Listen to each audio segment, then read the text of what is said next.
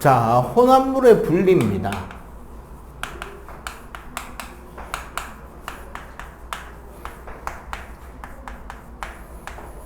결국 이건 뭐냐면 우리가 지난 시간까지 뭐 했죠? 물질의 특성들을 배웠잖아. 그럼 이번 시간에 하는 거는 뭐다?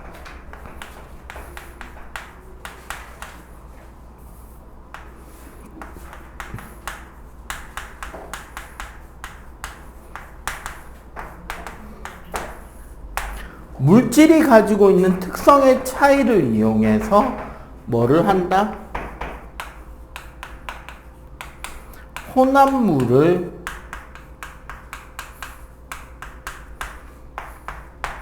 순물질로 원래대로 돌리는 분리하는 방법을 생각해 보는 거죠. 그 원리를 배우고. 그래서 책에 나오는 순서랑 조금 다르게 할 겁니다. 어떻게 이 순서를 결정한 거냐면 쉬운 것부터 하는 거예요. 가장 차이가 뚜렷해서 분리하기 쉬운 것부터 분리하기 어려운 것 순으로 나갈 거예요. 자, 첫 번째.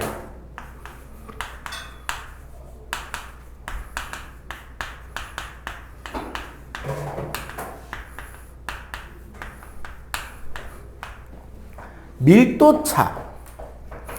그 물리 시간 여러 가지 힘할 때 우리 공부를 했어요.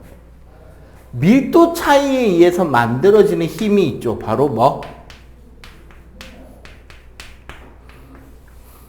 부력이 있죠, 부력. 이 부력을 활용한 분리라고 생각하면 돼.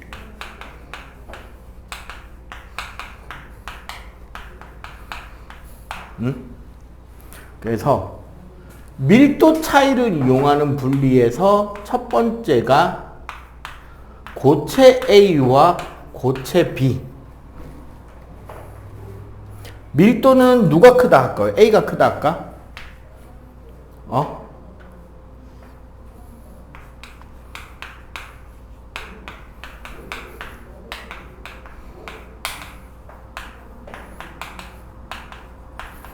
자, 밀도가 이렇게 차이가 나는 고체 혼합물을 어떻게 하면 분리할 수 있을까요?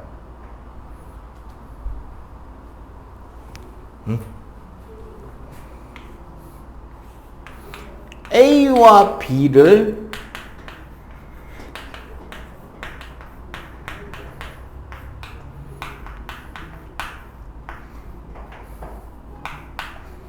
자, A와 B가 용해되지 않고 조건이 두 가지예요.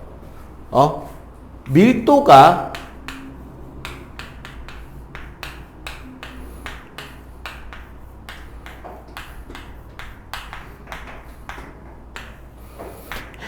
A와 B 밀도의 중간에 해당하는 액체를 찾는 겁니다. 자, 녹이지 않고 이런 액체를 찾으면 어떻게 된다? 액체에 A는 어떻게? 바닥에 가라앉을 거고, 밀도가 작은 B는 어떻게? 위에 동동동 뜨겠지. 이런 형태로 분리시키는 것이 밀도차를 이용한 분리예요. 그럼 이런 예는 예시는 뭐가 있다? 우리 책에 있는 예시들 보면 되지.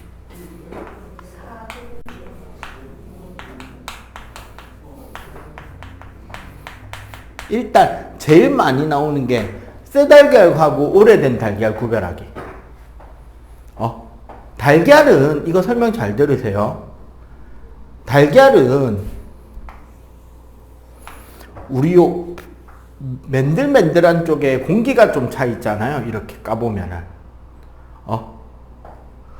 원래는 요 부분에 공기가 채워진 게 아니라 요 난막이 요까지 꽉 차 있단 말이야. 근데 왜 공기가 들어가냐면 닭은 둥지에다가 알을 놓죠. 새들은. 그러면 알이 태어나서부터 새끼로 태어날 때까지 사실 조금씩 소량의 수분이 계속 뭐 하게 된다? 증발되겠지. 그래서 수분이 빠져나가는 만큼 요 난막이 줄어들면서 여기에 공기가 들어가는 빈 공간이 생기는 거야. 즉 달걀은 시간이 지나면 지날수록 수분이 빠져나가고 물이 증발돼서 빠져나간 만큼 질량이 감소하죠. 달걀 크기는 그대로인데, 그지? 그러면 밀도가 커진다, 작아진다? 작아지죠. 그래서 달걀을 물에다가 집어넣고 소금을 조금씩 녹이기 시작하면 어떤 달걀부터 떠오른다? 새 달걀, 오래된 달걀? 오래된 달걀. 그치. 오래된 달걀이 먼저 떠오른다는 거죠. 이거랑 비슷한 개념이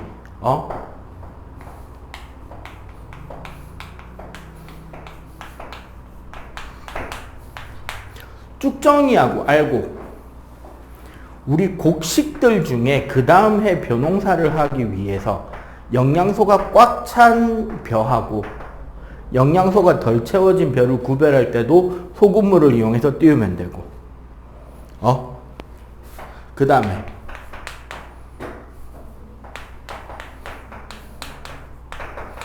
모래에 섞여 있는 금 성분을 사금이라 그래요. 해수욕장, 올여름에 해수욕장 가본 적 있어? 한 번도 안 가봤냐? 가봤어요. 그 해수욕장 모래사장에서 놀고 나서 집에 오기 전에 샤워할 때 제일 귀찮은 게 뭐야? 모래 중에 그 반짝이 모래가 정말 안 떨어져가지고 그거 때린다고 고생하잖아. 그거 금인데. 찐 금인데. 구라 안 치고 얘인데.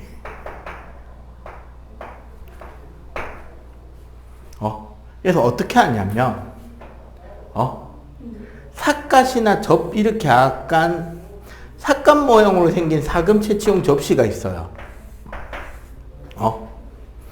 여기에 이제 강모래를 담고, 이거를 물에 담그고 물이 흘러가는데 이렇게 살살 돌려. 그러면 밀도가 작은 모래 알갱이들, 규산형 광물들은 물에 쓸려 내려가고, 여기 가운데 밑에는 금속 성분만 깔아낸단 말이에요. 그럼 여기서 이제 자석으로 철가루 빼고 뭐 이렇게 화학 반응으로 다른 금속들 빼고 하고 나면 뭐만 남는다? 이런 걸 이제 밀도차를 이용한 고체 혼합물의 분리라고 합니다. 자, 그 다음에 두 번째.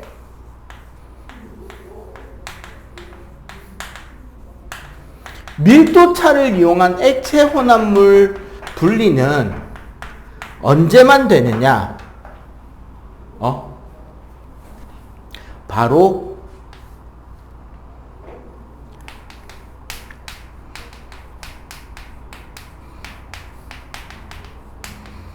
서로 섞이지 않고 밀도 차이가 있는 액체 혼합물의 분리예요.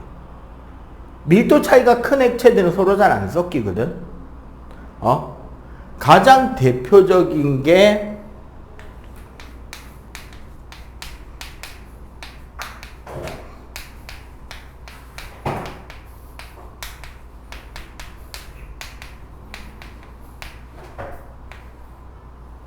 반대로 적었다.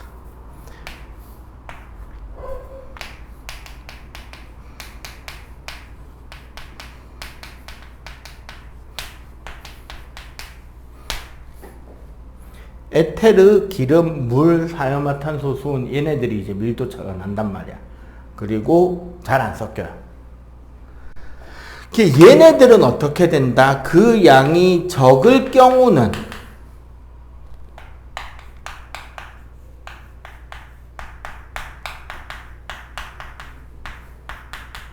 스포이트나 피펫으로 분리하면 되고요. 양이 많을 때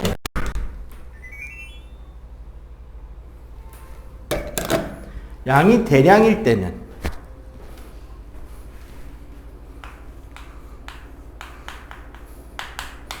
분별 깔때기를 쓰면 됩니다.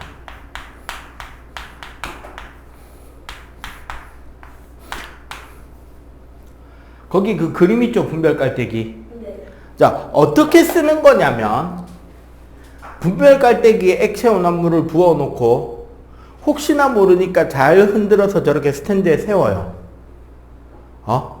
자, 그 상태에서 위에 뚜껑을 열어놓은 채로 밑에 밸브를 이용해서 밀도가 큰 액체를 먼저 분리하고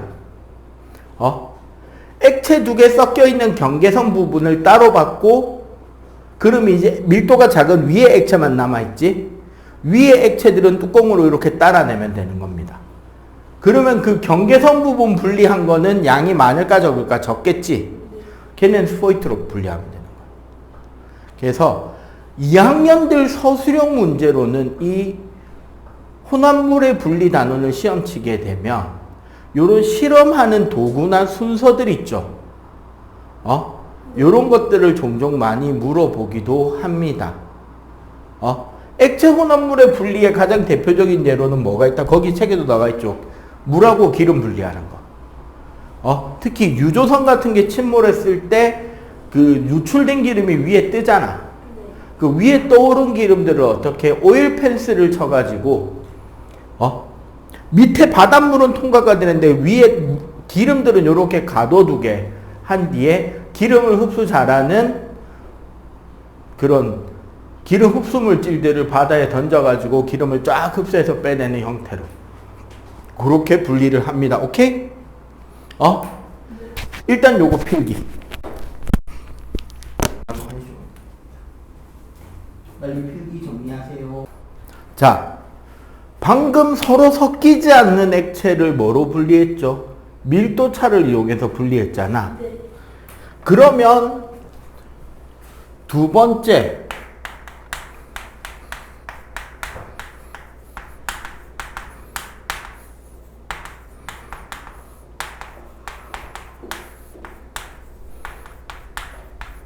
서로 섞이는 액체 혼합물은 어떻게 분리할 건데?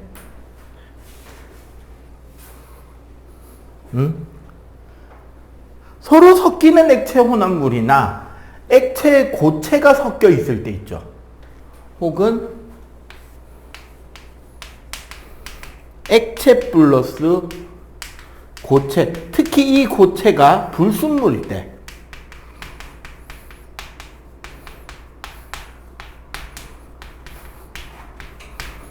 얘네들은 어떻게 분리할 거냐? 요 과정에서 바로 우리는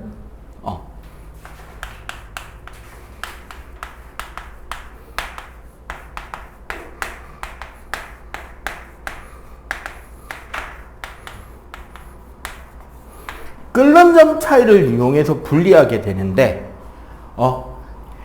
현재의 교육 과정에는 이 둘을 그냥 똑같이 증류라고 해서 적어 놨는데요. 좀 더 세부적으로 보자면 요 밑에 것이 증류를 통한 분리가 되는 거고 위의 장치는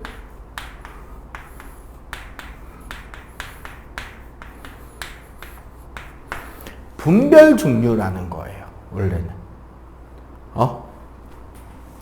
자, 증류 장치는 이런 겁니다.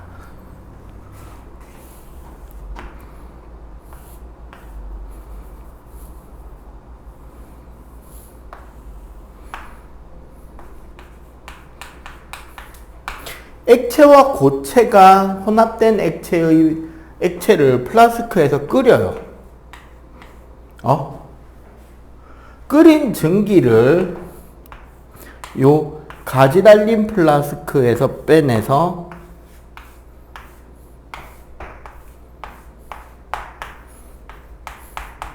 냉각기를 거치면 액체만 뽑아낼 수 있겠지. 요게 이제 증류 장치가 돼요. 가장 대표적인 이 증류의 예. 바로 우리나라의 소주꼬리입니다. 그 옆에 적혀 있죠. 네. 그리고 그 무인도에서 깨끗한 물을 얻는 방법도 증류 장치를 이용할 수 있어요. 소주꼬리랑 똑같은 원리로. 이거는 혹시나 우리가 이제 장차 세계를 향해 나아가다가 여러 가지 사고들로 무인도에 혼자 고립될 때 써먹는 방법이니까 알려드릴게요. 구덩이를 파. 바닷가에. 그리고 구덩이 요 가운데에는 돌을 요렇게 놔요. 위가 평평한 돌을, 위쪽이 좀 평평하게 된 돌을 요렇게 놔. 그리고 요 돌 가운데 물을 받을 수 있는 좀 깨끗한 컵을 두고요. 요 위에 비닐로 요렇게 덮는 거야. 비닐로 덮고 요 비닐에는 찬물을 요렇게 좀 담아. 그 더러운 물이라도 좋으니까 바닷물 같은 걸 이렇게 비닐에 담아놔. 그러고 이 나머지 흙으로 된 나머지 부근에 바닷물을 붓거나 하는 거예요. 바닷물을 부어도 되고 정 바닷물이 없으면 오줌 싸도 돼. 그럼 여기 땅이 젖을 거 아니야. 젖으면 여기서 뭐가? 수증기가 증발돼 올라오겠죠? 그리고 그거는 요 위에 가뜩이나 요 물이 뭐해? 렌즈의 역할을 해서 여기를 더 뜨겁게 해서 물을 다 증발을 잘 시킬 거 아니야. 그러면 그 물방울들이 여기 이슬이 맺혀서 가운데로 똑똑 떨어져서 모이겠죠. 저 물은 어떤 물이 된다? 그렇죠. 깨끗한 물이 되는 거. 우리나라 전통 소주꼬리도 얘랑 똑같은 구조를 만든 거예요. 그 어르신들 드시는 술 중에서 우리나라 전통주 중에 그 우유 색깔을 띠는 탁주가 있죠. 쌀로 만든 그 뿌연 색깔의 술, 막걸리, 동동주 이런 것들 있잖아. 색깔이 뿌옇잖아. 그 뿌옇다는 건 무슨 소리다? 무슨 혼합물? 불균일 혼합물이다. 맞지? 그런데 걔네들을 가열을 하면 봐봐. 물과 에탄올 성분, 즉 술 성분은 끌어오를 거 아니야. 근데 거기에 있는 그 쌀 성분들 있죠. 쌀의 섬유질. 그 뿌연 나머지 불순물들은 끌어오를 수 있다 없다? 그렇지. 그렇게 해서 끌어오른 물과 에탄올 증기만 냉각해서 모으면 여기에 모이는 액체는 여기에 넣었던 그 막걸리 탁주보다 맑고 투명하고 깨끗하고 알코올 농도가 좀 더 높은 술이 되겠죠. 맞지? 그렇게 해서 끄집어내는 게 소주예요. 그 편의점에 파는 거 말고 시원 대선 이런 거 말고 그 안동 소주라고 되게 고급 술이 있습니다. 외국에서도 이렇게 고급 술 만드는 게 있어요. 자, 이게 증류고 그러면 분별 증류는 뭐냐?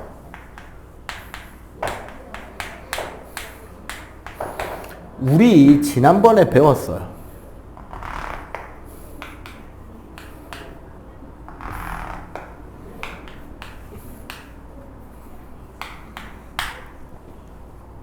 술을 끓이면 그 끓는 점 그래프가 어떻게 나타난다?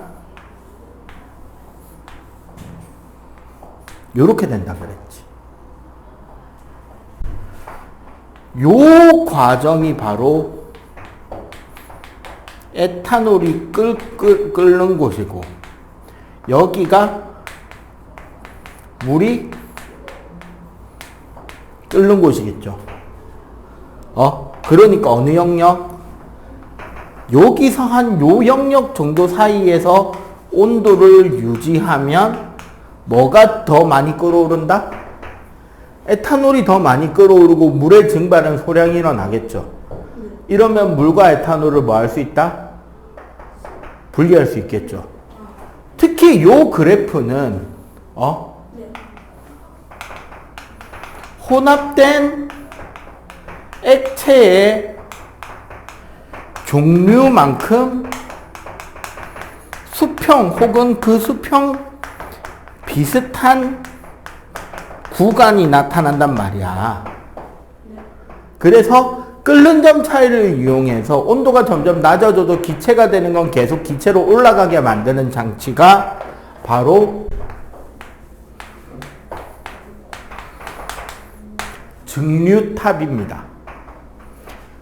저기 울산하고 부산 경계선, 부산에서 쭉 올라가면 기장에 이제 뭐 일광 뭐 쭉 올라가다 보면 저기 이제 울산 서생 진화해수욕장 뭐 지나가면 그 온산 석유화학공업 단지라는 곳이 있어요. 거기에 가면 그 중심에 얘가 있습니다. 증류탑이. 뭐 하는 곳이냐면 이 증류탑에 약 400도씨 정도로 가열한 원유를 집어넣어요. 원유라는 거는 우리가 중동이나 동남아시아 쪽에서 수입해온 석유. 그러니까 석유 분리 안 시킨 거. 오리지널 기름을 이렇게 가져와서 가열해서 집어넣어요. 근데 이 안에 보면 길이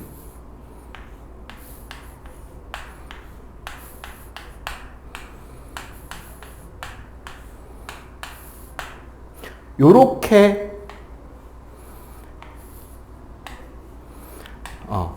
기체들은 계속 올라갈 수 있는 이렇게 길이 열려 있어. 그리고 여기 밖에서 가열해서 넣었잖아요. 올라가면 올라갈수록 온도가 어떻게 된다? 낮아지겠지. 맞죠? 이렇게 해서 기름을 가열해서 넣으면 요 위에서 끝까지 기체로 해서 제일 먼저 분리되는 녀석이 석유가스가 분리됩니다. 참고로 얘로 만드는 게 우리 LPG예요. 리퀴드 프로폴류 가스. 그 프로판가스, 부탄가스, 그 오토바이가 배달해주고 있는 가스들 있잖아요. 요즘은 이제 거진 다 배달 안 하고 하는데, 그 여행 갈 때 쓰는 부탄가스, 그 다음에 LPG 트럭, 그 택시들 움직일 때 쓰는 가스. 그 회색 그 통. 그거. 그런 것들이 전부 다 이제 여기서 나오는 석유가스예요.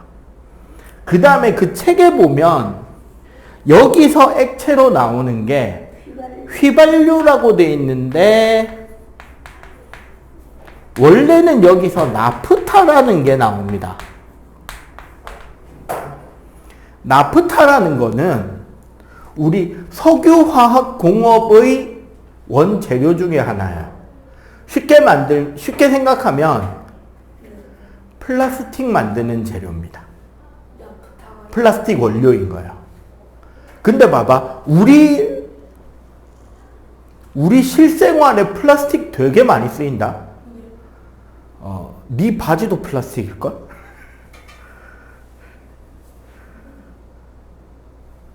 그 우리 옷 같은 거 보면 안쪽에 이런 게 붙어 있어요.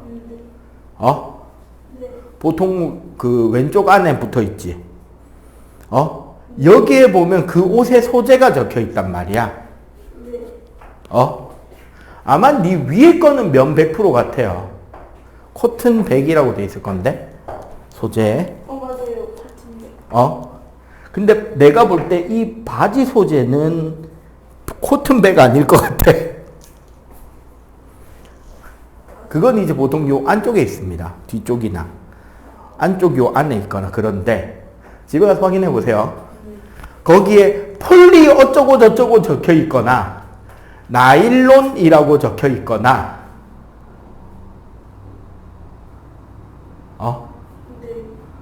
그거는 플라스틱이라는 소리입니다.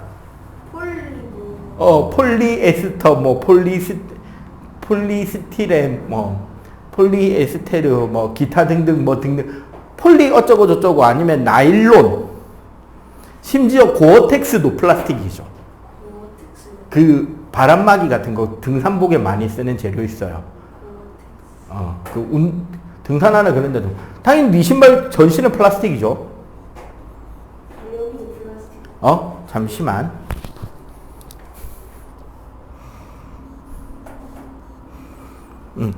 전신의 플라스틱들입니다. 그래서 그런 것들은 전부 다 뭐다? 우리가 소재를 석유에서 만들어내는데 실제로 우리나라가 석유를 수입하는 것은 나프타 만드는 거에 양을 맞춰서 수입을 해요. 휘발유 만드는 게 중요한 게 아닌 거예요, 사실은. 휘발유는 돈이 많이 안 돼요. 그래서 은근히 우리나라 휘발유 수출 많이 해요. 그럼 선생님 휘발유 만드는 걸로 나프타 만드는데 휘발유는 어떻게 만드나요? 따로 만드는 방법이 있어요. 그 다음에 나오는 기름이 등유라는 기름이 있어요. 저 배 움직일 때 써요. 등유는 배보다 좋은 기름입니다. 배기름 아니에요. 이거는 항공유입니다. 아, 제트기 연료, 전투기 연료, 비행기 연료가 이 등유예요. 케로신이라고. 저거 제트기 한 번 가리면 4천만 원. 그렇지. 그리고 이거를 어디에도 쓰냐면요. 그 좀 낡은 학교 교무실에 가면 겨울철에 그 석유 난로 있거든. 전기 난로 말고 석유 태우는 거죠. 밑에서 막 불꽃 올라오는 거. 그 석유 난로가 있어요. 굴뚝이 이렇게 붙여놓고 태우는 거 있다고. 그거에 쓰는 기름이에요. 그 다음에 요즘은 거의 다 도시가스잖아. 집에 보일러들이. 기름 보일러가 얘를 씁니다. 난방유. 그 다음에 나오는 기름이 경유입니다. 경유 뭐다 이거? 우리 차량용 기름이죠. 그 다음 한 칸을 내가 더 그렸네. 그 다음에 나오는 기름이 중유예요. 옛날에는 이 중유가 대형 화물선 엔진 기름이기도 했고 공장이나 그런 데서 대형 보일러 쓸 때 쓰는 기름이기도 했는데 환경오염 물질이 너무너무 많아가지고 지금은 중유를 안 쓰고 보통 LPG를 많이 쓰고요. LPG나 LNG. 그럼 이 그림은 뭐? 얘는 어디다 쓰냐? 얘를 분해해요. 화학 분해를 시켜. 참고로 우리 여기서 쓰는 기름이라는 게 탄화수소 화합물이거든. 탄소랑 수소가 화학적으로 쭉 붙어 있는 거야. 얘가 탄소가 3개에서 4개짜리예요. 얘가 5개에서 한 6개, 7개? 얘가 8개에서 한 10개 왔다 갔다? 얘는 12개에서 한 15개, 얘는 20개 이상이란 말이야. 탄소 원자가 붙어 있는 개수가. 그러면 얘를 동강동강 자르면 얘로 만들 수 있겠네. 그지? 그렇게 해서 휘발유 만들었습니다. 근데 그러고도 남는 찌꺼기가 있을 거 아니야. 이게 뭐다?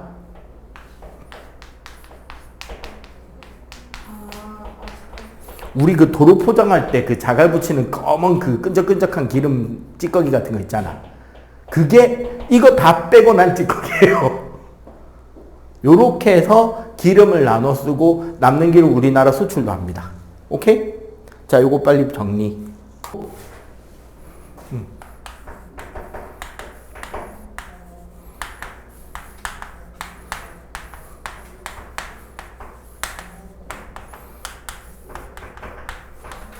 용해도 차이를 이용한 분리가 있는데요. 일단 크로마토그래피는 맨 마지막에 할 거예요. 용해도 차이를 이용한 분리에서 그 우리 ES 책에 나오기 전에 기본 개념을 하나 더 배워야 될 게 있어요. 바로 뭐냐면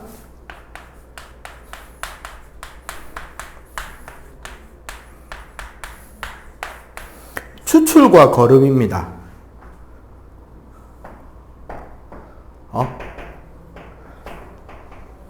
추출과 거름인데 추출이란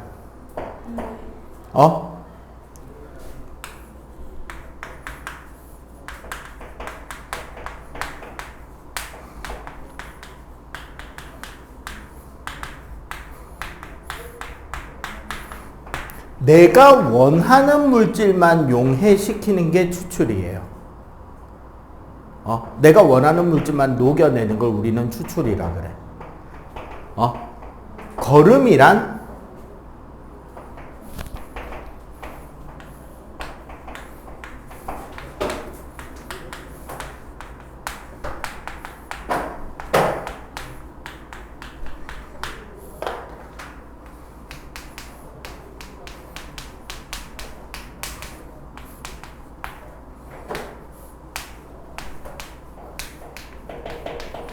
우리 거름 종이로 거르는 거 있잖아. 그게 거름이거든요. 용해되지 못한 물질은 입자 크기, 알갱이 크기가 매우 클 거 아니야. 그 크기 차이를 이용해서 거름종이 등으로 걸러내는 거를 거름이라 그래요. 그러면 추출은 뭐냐? 우리 차 같은 거 마실 때 차잎에다가 뜨거운 물을 부리면 차의 맛성분이 물에 이렇게 녹아 나오잖아. 그죠? 아니면 한약 같은 거 끓일 때도, 국물 육수 끓일 때도 어때? 막 물에다가 고기하고 때려박고 막 끓이면 이제 뼈에 있는 여러 가지 맛성분이나 기름 성분 이런 진국들이 쭉 물에 녹아 나오잖아. 이게 추출인 거야. 그러면 이 두 가지를 동시에 하는 가장 대표적인 예가 뭐냐면 그 핸드드립 커피예요. 커피 핸드드립 하는 거 본 적 있죠? 그 컵 위에 필터지 놓고 그 위에 뜨거운 물 싹 부으면은 그 뜨거운 물에 커피의 맛성분만 녹아서 그 종이 필터를 통해서 밑에 똑똑똑 떨어져서 모이고 필터 위에는 커피 찌꺼기가 그대로 남는 그게 추출과 거름의 예입니다. 사실 이런 방법들이 몇 가지가 있기 때문에 그 차이로 인해서 나타나는 가장 특이한 예시들로 따지면 그 참기름이 있죠. 집에 부엌에 잘 보면 참기름이 두 가지 있는 경우가 참 많아요. 하나는 대기업 상표가 붙어 있는 좀 특이한 모양의 작고 예쁜 병에 들어있는 그 참기름이 있고, 아니면 깡통에 들어있거나, 하나는 정체모를 소주병에 가끔씩은 그래도 참이라는 그 종이 라벨이라도 붙어 있긴 한데, 대부분 글자 없는 소주병에 들어있는 어디서 구해왔는지도 모를 참기름이 있죠. 하나는 마트에 파는 참기름이고. 근데 둘 중에 뭐가 맛있어? 그치, 정체모를 소주병에 참기름이 훨씬 맛있죠. 왜 그런 차이가 날까요? 둘 다 참깨에서 만든 기름이라는데. 대기업은 많은 양, 그 만드는 방식이 아예 달라요. 일단 똑같은 과정은 어디냐면, 참깨의 씨앗에는 기름 성분이 많이 포함되어 있거든. 지방 성분 자체가. 이 지방 성분이 잘 짜여 나올 수 있도록 그 굳은 기름을 녹이기 위해서 깨를 볶아요. 물론 여기서 그 정체모를 병에 들어있는 그 참기름은 맛을 더 많이 뽑아내기 위해서 거의 태우다시피 볶습니다. 대기업은 그렇게 태우다시피 볶으면 몸에 안 좋은 성분들도 나올 수 있기 때문에 그렇게까지는 안 볶아요. 일단 여기서 첫 번째 차이가 나겠지. 두 번째는 이 볶은 깨에서 기름을 뽑아내는 방법인데, 그 정체모를 시장에서 파는 참기름은 아까 이렇게 볶아 놓은 깨를 그냥 그대로 압축기로 쥐어 짜버립니다. 그러면 억지로 쥐어 짜지면서 거기서 기름이 배어 나오겠지. 이렇게 배어 나온 기름을 그 거름종이 같은 걸로 걸러서 이렇게 병에 담아 모은 거예요. 그리고 난 그 쥐어짠 나머지 깨의 찌꺼기 부분이 깻묵이라고 그 낚시하시는 분들 그 떡밥으로 쓰는 재료가 있어요. 그렇게 되는 거고. 그럼 대기업은 어떻게 하느냐? 깨는 볶았죠, 똑같이. 그리고 이 깨를 롤러로 한번 싹 으깨요. 으깨고 쥐어짜는 게 아니라 에테르 같은 유기용매에다가 부어 놓습니다. 으깬 깨를. 그럼 어떻게 된다? 깨에 들어있는 지방 성분은 같은 기름 계열, 같이 물하고 안 친하고 기름끼리 친하니까 그 기름 성분에 그 에테르라는 약품 성분에 참기름 성분이 이렇게 녹아 나와요. 이렇게 녹아 나온 뒤에 거름장치로 쭉 거르면 어떻게? 이제 에테르와 참기름이 섞인 액체가 남고 깨의 찌꺼기 부분은 걸러졌죠. 맞지? 이렇게 해서 나온 에테르 참기름 성분은 서로 섞이는 액체 혼합물이잖아. 뭐 하면 돼요? 끓이면 되지. 가열을 하면 보통 참기름은 끓는 점이 100도에서 110도인데 에테르는 끓는 점이 한 4, 50도밖에 안 되거든. 그럼 어떻게 된다? 싹 가열해주면 뭐만 싹 날아간다? 에테르 성분만 쭉 날아가고 혹시나 남을지 모르는 다른 그 에테르 성분이 남아있을 수 있으니까 몇 가지 약품 처리를 하고 나면 우리가 파는 대기업 참기름이 됩니다. 근데 에테르가 몸에 좋은 성분은 아니란 말이야, 사실. 그래서 그걸 제거해내는 거라고. 그러다 보니까 맛이 좀 없어, 솔직하게. 하여튼 그 만드는 제법의 차이가 존재한다. 이해가 되죠? 저희 집에는 그 병밖에 없습니다. 선생님 집에는 둘 다 있긴 합니다, 일단은. 예, 가열 안 하고 그냥 이렇게 무쳐 먹거나 계란 후라이 해가지고 밥 비벼 먹을 때는 그 병에 들어있는. 그다음 뭐 요리 같은 거 할 때 가열할 때 약간 향을 보태려면은 그 대기업 참기름. 자, 이거 말고는 이제 우리가 용해도를 이용한 분리 방법인 재결정이라는 방법을 설명할게요. 그리고 얘는 실제로 조금 과학 실험 같은 거 하기 좋아하는 사람들은 집에서도 할 수 있어요. 물론 부모님이 캠핑을 좋아하는 경우에는 그 재료가 집에 있는 경우가 간혹 있어서 가능합니다.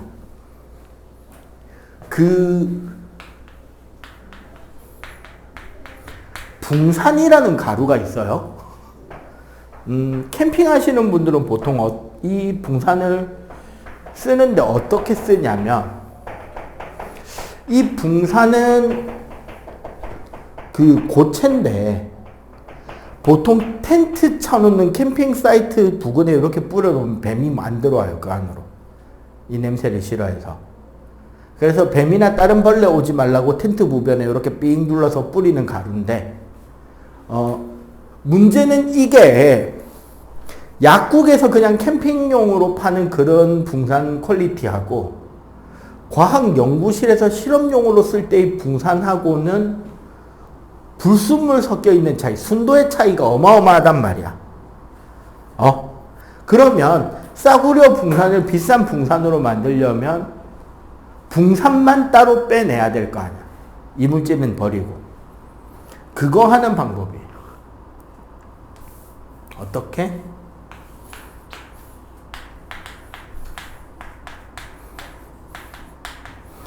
뜨거운 물에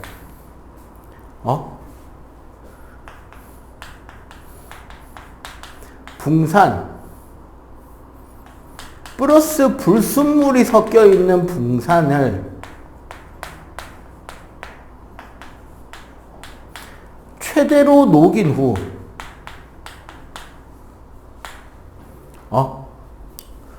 최대로 녹인 후에 온도를 냉각시키면 뭐만 속출된다?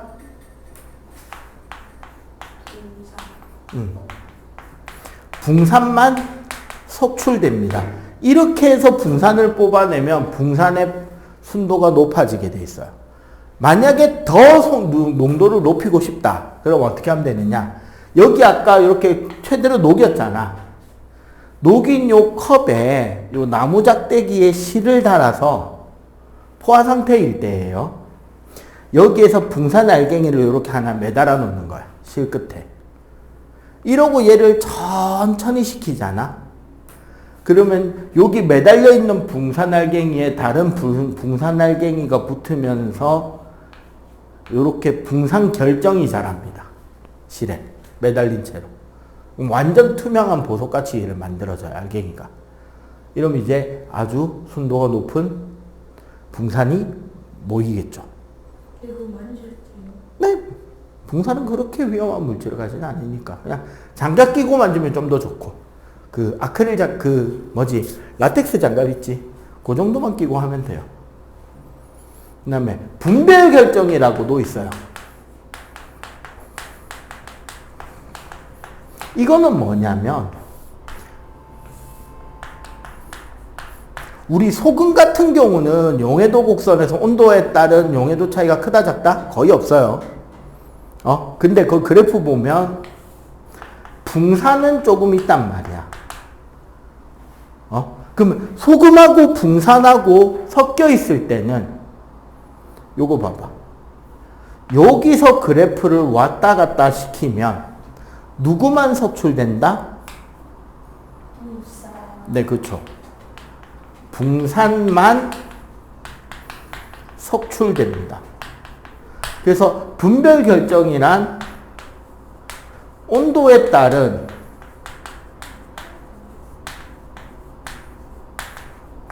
용해도 차이가 큰 물질 중심으로 뭐 한다? 석출시키는 거야. 요런 것이 용해도 차이를 이용한 분리다. 자, 요거도 마저 빨리 정리. 자, 크로마토그래피.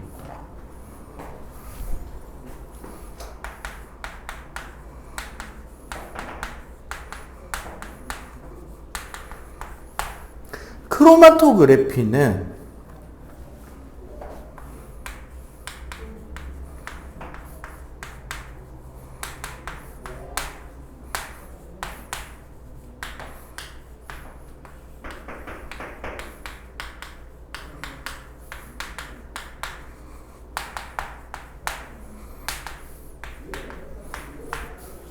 어떤 물체에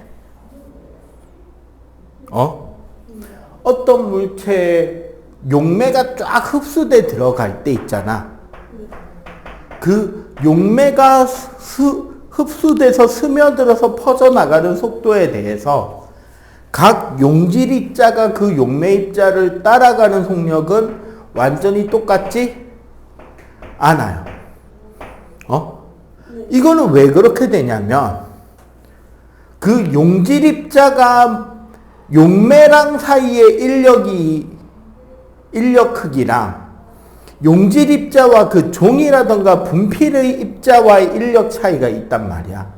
보통 요즘 분필은 대부분 코팅이 되어 있는 분필이라서 분필로 실험하면 잘 안 나오고요.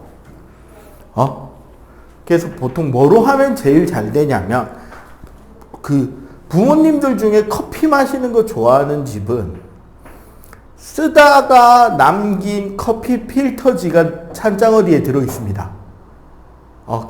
그 거름종이 들어있거든요. 그 커피 필터지를 길게 자르면 돼요. 그래서 요런 긴 유리컵에 바닥에 물을 조금만 담으면 되고, 요 위에 이쑤시개나 나무젓가락을 이렇게 딱 끼우고,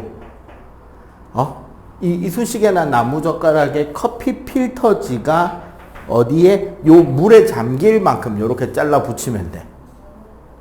그리고 요 물이 적셔지는, 물이 닿지 않는 요 위에 요쯤에다가 뭐를 찍는다? 내가 분리하고 싶은 시료를 찍는데 제일 실험에 좋은 거는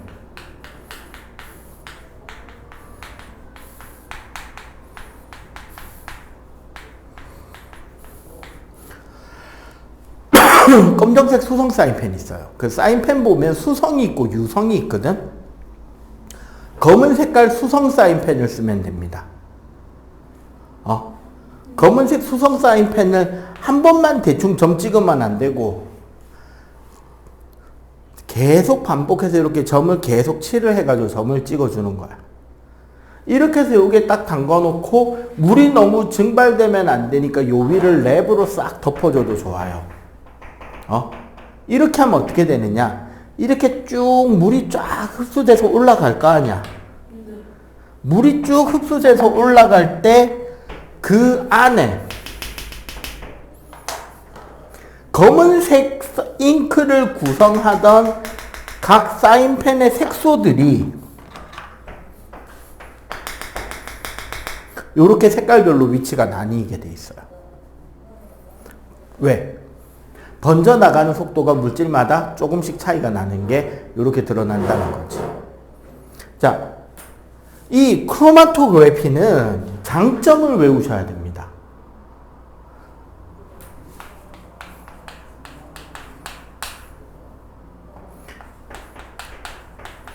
간단한 실험으로 1회 실험으로 모두가 분리됩니다. 그 구성 성분 전부 다 분리돼 버려요. 실험 자체도 간단하고. 그리고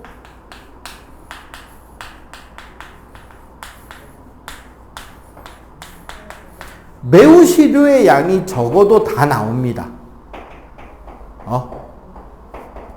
시료가 아주 적어도 세세하게 분리가 잘 되게 돼 있어요. 그렇기 때문에 우리가 보통 그리고 성분 물질의 성질이 매우 비슷해도 분리가 됩니다. 그래서 색소 분리시키거나